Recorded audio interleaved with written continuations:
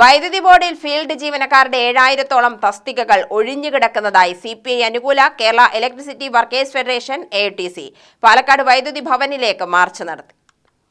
ജീവനക്കാർ 12-18 മണിക്കൂർ തുടർച്ചയായി അധിക ജോലി ചെയ്യേണ്ട സാഹചര്യമാണ് നിലവിലുള്ളതെന്നും ഇത് അപകടങ്ങൾ വർദ്ധിക്കാൻ കാരണമാകുന്നുവെന്നും സംസ്ഥാന സെക്രട്ടറി MC ആനന്ദൻ മാർച്ച് ഉദ്ഘാടനം ചെയ്തുകൊണ്ട് പറഞ്ഞു. അവരുടെ പ്രയാസങ്ങളൊന്നും തുറന്ന് സംവദിക്കാൻ അവർക്ക് സമയമില്ല. അവരുടെ പ്രയാസങ്ങൾ അവർക്കൊരു 5 മിനിറ്റ് വിശ്രമിക്കാൻ സമയം കൊടുക്കാൻ കഴിയില്ല. കാരണം എന്താ?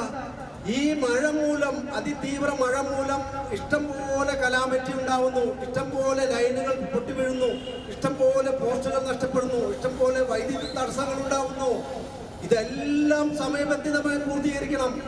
ഇതെല്ലാം സമയബന്ധിതമായി പൂർത്തീകരിക്കാൻ നിലവിലുള്ള ജീവനക്കാർ മതിയാവാതെ വരുന്നു.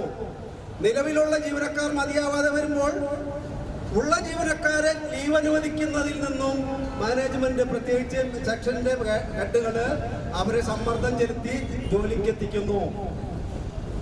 ചുരുക്കി പറഞ്ഞാൽ 1 മിനിറ്റ് വിശ്രമിക്കാൻ കഴിയാത്ത തരത്തിലുള്ള അതീവ സമ്മർദ്ദത്തിനടിപ്പെട്ടുകൊണ്ടാണ് ഇന്ന് ഡിസ്ട്രിബ്യൂഷൻ സെക്ഷൻ ഓഫീസിലെ ലൈൻമാൻമാരാണെങ്കിലും ഇലക്ട്രിസിറ്റി വർക്കർമാരാണെങ്കിലും ഓവർസിയർമാരാണെങ്കിലും സബ് എഞ്ചിനീയർ ഉൾപ്പെടെ ഇന്ന് എത്തി നിൽക്കുന്ന ആ ഒരു സാഹചര്യത്തിലാണ്. 30,321 ജീവനക്കാരെ നിയമിക്കാനുള്ള റെഗുലേറ്ററി കമ്മീഷന്റെ അനുമതി നിൽക്കെ മതിയായ നിയമനങ്ങൾ നടത്താത്തത് പ്രതിഷേധാർഹമാണ്. ജില്ലാധ്യക്ഷൻ M രമേശ് അധ്യക്ഷത വഹിച്ചു.